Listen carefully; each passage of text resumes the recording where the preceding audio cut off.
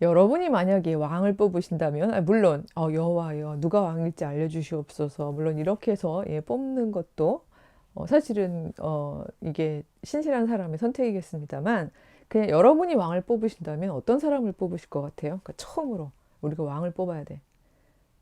일단 키가 좀 커야 될 것 같지 않으세요? 얼굴은요. 요즘에는 미디어가 발달해서 이렇게 얼굴이 작은 사람, 얼굴이 소멸할 것 같은 게 좋은 거라면서요. 근데 이 그 오프라인 아날로그 시절에는 왕은 얼굴이 이렇게 커야 좋았어요. 옛날에 태어났어야 되는데 아쉽네요. 왜냐하면 키가 크고 얼굴이 크면 어때요? 멀리서 봐도 이게 잘 보이잖아요. 그쵸? 이게 되게 중요한 거예요. 왜냐면 리더십이 있는 사람은 그게 상징이든 물리적으로든 그 사람이 이렇게 높이 들려야 되거든요. 이렇게 가시적으로 보여야 되는데, 미디어 시대에는 뭐 그 사람이 키가 혹시 작거나 얼굴이 작아도, 얼굴이 작으면 어떤 면에서는 더 화면빨을 잘 받을 수도 있겠습니다만, 이 사무엘 당시는요, 전쟁도 막 지도해야 되고, 그쵸, 사람들 앞에 막 나가자 막 이런 거 해야 되니까 기본적으로 눈에 딱 띄는 사람이어야 되는 거죠. 실제로 첫 번째 왕은요, 굉장히 눈에 띄는 사람이었어요.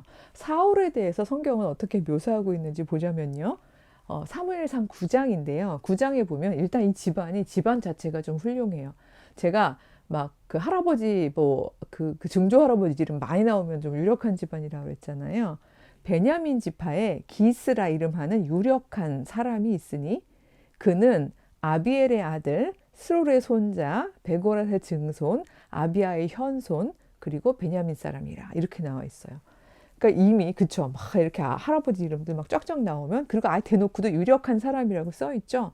그리고 이 기스에게 아들이 있는데 그가 사울이다 라고 사울을 얘기하는데 이렇게 묘사합니다. 준수한 소년인데 이스라엘 자손 중에 그보다 더 준수한 자가 없고 키는 모든 백성보다 어깨 위만큼이 더 컸더라. 어, 어, 음, 그쵸? 이게 딱 왕 시키면 될 것 같다는 얘기죠? 이 집안 유력해, 얼굴 준수해, 키 커. 딱 보면 네가 왕이구나 할 만한 그런 사람이었다는 거죠. 물론 그래서 걔가 왕이 됐다 이런 식으로 흘러가진 않고요. 이 사울이 어린 시절에 사무엘을 만났던 일화가 이제 9장에 나옵니다. 그 나귀를 치다가 암나귀를 하나 잃어버렸나 봐요. 그 나귀 잃어버린 거 찾아가다가 이제 우연히 이제 그 사무엘을 만나는 에피소드가 뒤에 나오는데, 재미있는 것이 그 9장 11절에 보면요. 그 이제 이 사울하고 사환하고 둘이 이제 막 그 암나귀를 찾아다니는데, 그들이 성읍을 향한 비탈길로 올라가다가 물 기르러 나오는 소녀들을 만나 그들에게 묻되 선견자가 여기 있느냐. 선견자라는 건 선지자, 선견자 이런 걸 앞을 보는 사람, 미리 보는 사람, 그쵸? 이 상황을 알고 있는, 하나님께 지혜를 얻었기 때문에 이런 걸 알고 있는 사람인 거죠. 그러니까 저희가 암나귀를 찾아도 못 찾겠어요. 저희가 어찌 해야 될까요? 이걸 묻기 위해서 선견자가 어딨냐고 묻는 건데, 제가 갑자기 소녀 감성이 됐는지 여기 보니까 사울 준수한 소년이잖아요. 근데 마침 막 물 기르러 나오는 소녀들을 만난 거죠. 여러분, 만약에 여러분이 소녀였다면 생판 모르는 소년이 와서 선견자가 있냐고 묻는데, 와, 키는 막 이렇게 크고요. 준수해요. 몰라요. 바빠요. 그러고 가실 것 같으세요? 아니면 막 안 물어본 것 같이 막 엄청 친절하게 막 알려주고 싶으실 것 같으세요? 이게 동서고금을 막론하고 답은 같나 봐요. 성경에 보면은요, 이 소녀들이 별의별 소리를 다 해가면서 알려주는데, 방금 사무엘이 뭐 이렇게 산당에 예배드리러 와 있는데 지금 빨리 쫓아가라. 너가 빨리 가보면 그분을 만날 수 있다. 이러면서 막 엄청 자세하게 얘기를 해줘요. 그래가지고 갔더니 마침 사무엘이 산당으로 올라가려고 이제 오다가 만나는 이야기가 나오죠. 그러면서 이제 사무엘이 그 사울을 축복하고 또 이 내용에 따르면 이미 여호와께서 알려주셨다고 하죠. 첫 번째 왕은 아무래도 걔가 되어야 하겠다. 그래서 그런 에피소드들이 나오면서 10장에 보면요. 이에 사무엘이 기름병을 가져다가 사울의 머리에 붓고 입맞추며 이르되 여호와께서 너에게 기름을 부으사 그 기업의 지도자로 삼으셨다 하는 내용이 나옵니다. 자, 여기에서 보면 이 기름을 붓는다는 장면이 나오죠. 이거 저희가 그 크리스찬들은 되게 익숙한 부분이죠. 뭐 기름 부음을 받았다 이런 표현이 그 기독교인들 중에서는 일종의 관용어구잖아요. 여호와께서 어떤 특정 영역에 있어서 너를 지도자로 인정하셨다. 이런 얘기를 할 때 기름 부음을 받는다는 이야기가 있는데 영어로는 anointed 뭐 이런 얘기 쓰잖아요. 여기에 보면 기름을 부어서 이제 왕으로 인정해 주는 장면이 나오는데 이거 되게 독특한 이유는 왜냐하면요. 사사들 기름 부음을 받았나요? 사사들이 왕이 될 때요. 기름 부음을 받았나 하고 한번 돌이켜 보세요. 사사기에 보면요. 갑자기 누가 나타나가지고 뭐 기도원한테 머리에 기름 붓고요. 아니 뭐 입다한테 막 머리에 기름 붓고요. 이런 장면 없습니다. 사사들은요. 자각이에요. 자각.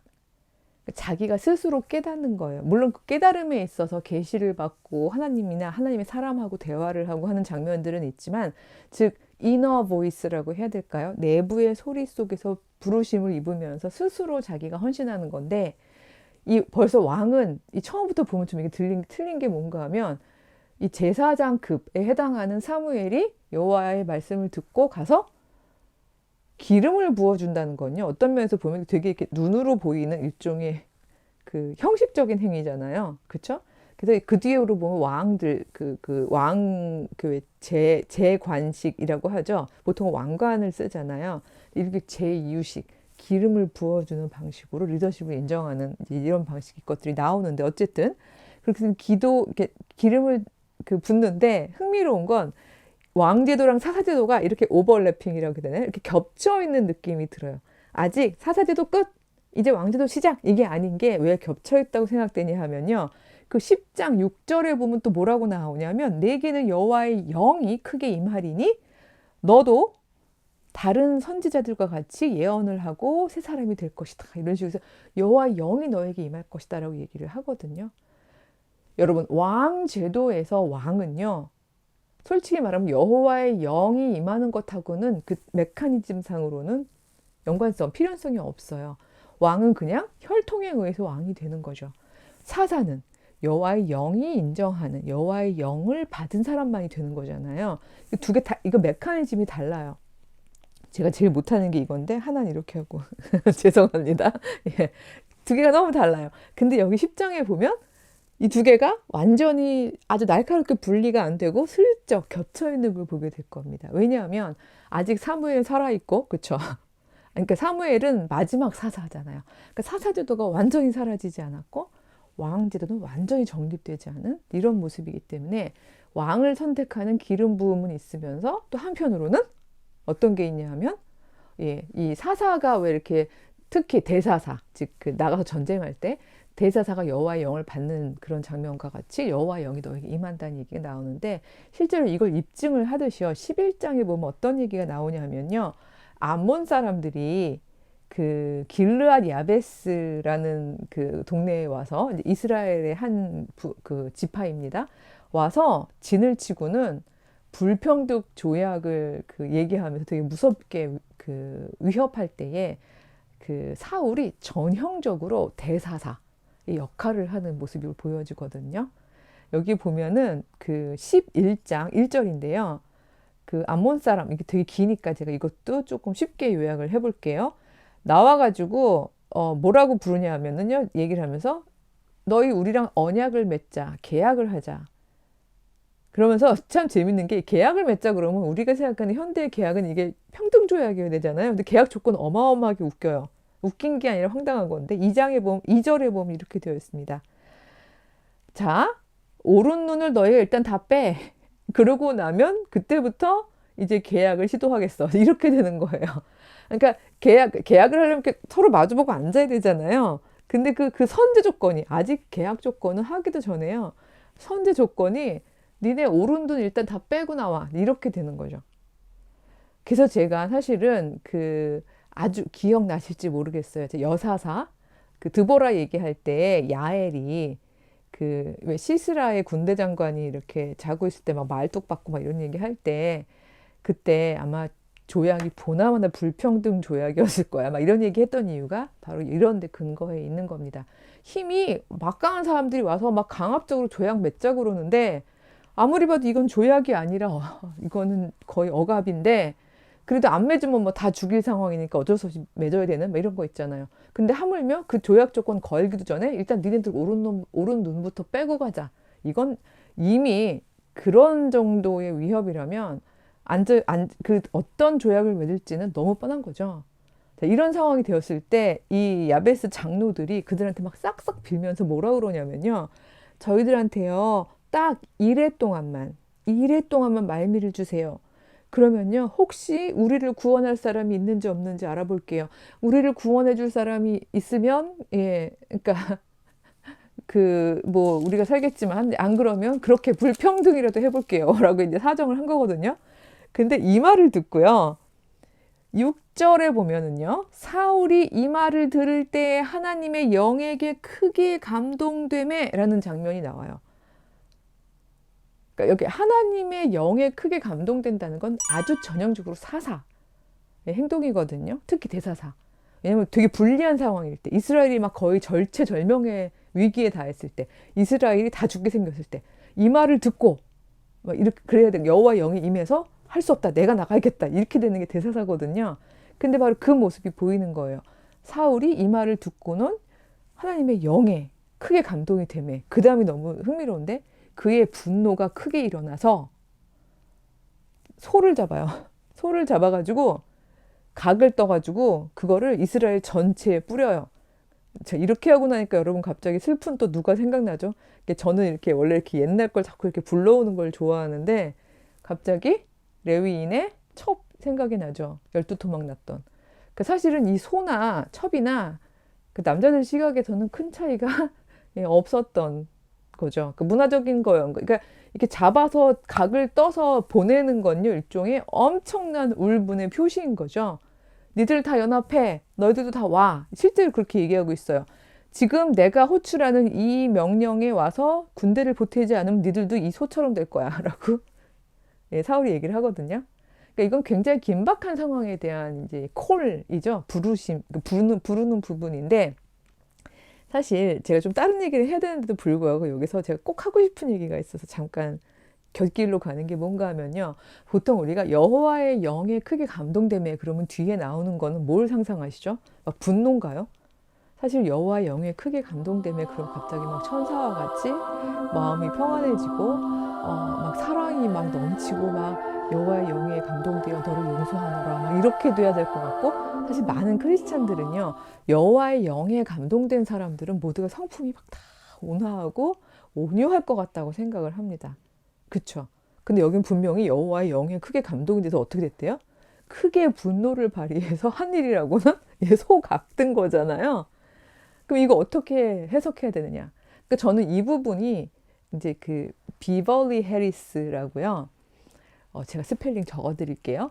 그 되게 그러니까 기독교 사회윤리학계의 그 페미니스트 시각에서는 그 어머니에 해당하는 그러니까 막 그 시조에 해당하는 그런 분인데 그분이 윤리 덕목에 정의로운 분노도 반드시 넣어야 된다라고 얘기하셨던 분이에요. 즉 많은 크리스찬 덕목 중에 모두가 다 온유, 인내, 친절, 희생 막 이런 것만 얘기해 왔잖아요. 근데 많은 억압받았던 사람들의 경우에는 그 하나님의 보편적인 그 가치들이 이 땅에 편만하기 위해서 반드시 있어야 하는 저항, 분노 이것도 기독교의 가치가 되어야 된다. 덕목이 되어야 한다는 거예요. 그래서 그 사람이 정의로운 분노도 윤리 덕목에 넣어야 된다라고 얘기했던 사람이거든요. 그러니까 정확히 이게 바로 그런 정의로운 분노의 사례라고 볼 수 있는 거죠. 뭐? 옳은 눈을 빼고서 조약을 시작해 보자고? 이게 말이 돼? 누가 그런 말도 안 되는 소리를 한 거야? 라고 생각하면서 내가 가가지고 싸우겠어 하면서 내가 그 하나님의 전쟁을 수행하겠어 라고 일어나는 거거든요. 사울이 그래서 분노로 일어나게 되는 거죠.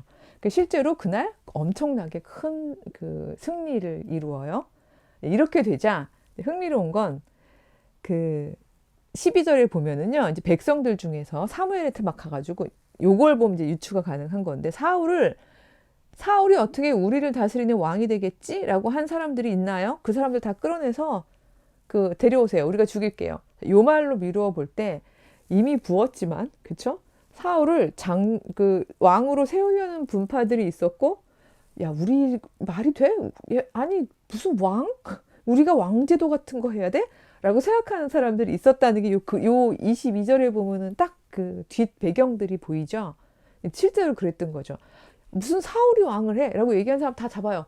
이거 보세요. 이렇게 훌륭한 구원을 이루었는데. 이랬을 때 사울이 얘기를 합니다. 13절인데요. 오늘 사람 못 죽여요. 여호와께서 오늘 이스라엘을 구원하신 날인데, 우리 목숨을 살려주신 날인데.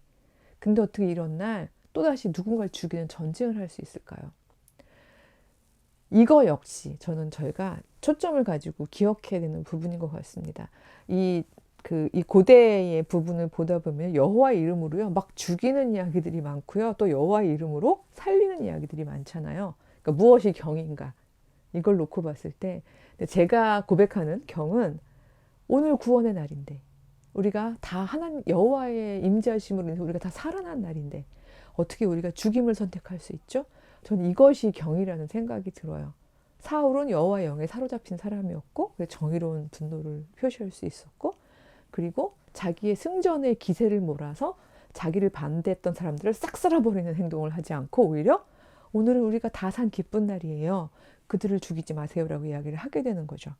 이에 14절에 보면 사무엘이 백성들한테 이르되 오라, 자 우리가 길갈로 가서 나라를 새롭게 하자. 그래서 모든 백성이 길갈로 가서 여호와 앞에서 사울을 왕으로 삼고, 그 다음에 뭐 제사 다 드리고 거기서 크게 기뻐했다라고 얘기하면서 11장은 매우 해피 엔딩처럼 이렇게 끝이 나요. 그래서 사울이 이렇게 아주 이스라엘을 크게 구원을 하면서 이제 왕이 되었다, 이런 얘기죠. 요걸 보니까 이스라엘의 왕은 좀 독특한 것 같죠. 혈통보다는 여전히 왕이긴 한데 혈통보다는 뭐가 이 왕의 지배 정당성, 지배하는 것이 정당하다는 것을 입증하는 근원인 것 같나요? 여호와의 영이 함께 하시고 여호와의 덕목을 가지고 있는 자, 이렇게 되는 것 같죠. 이스라엘의 이 왕제도는 그래서 굉장히 독특한 지점이 있습니다. 제가 자꾸 수업으로 가려는 걸 이렇게 막 이렇게 끌어오고 있는 중인데, 이건 제가 나중에 정리해서 한번 알려드리도록 하고요. 사울이 여기까지는 꽤 괜찮아 보이지 않나요? 일단 뭐 준수하고 키 크고 여호와의 영 임했고 막 대사사로 막 승전했고 이스라엘 구했고 그리고 자기 반대 세력도 품었던 것 같아요. 그렇죠? 근데 이 사람이 과연 계속 그러했을지, 왕으로 앉은 뒤에도 그 마음을 유지했을지, 여호와의 영 안에서 계속 자신의 왕 그 킹십, 그렇죠?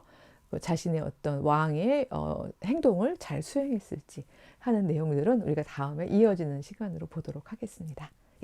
그러면 다음 시간에 또 만나고요.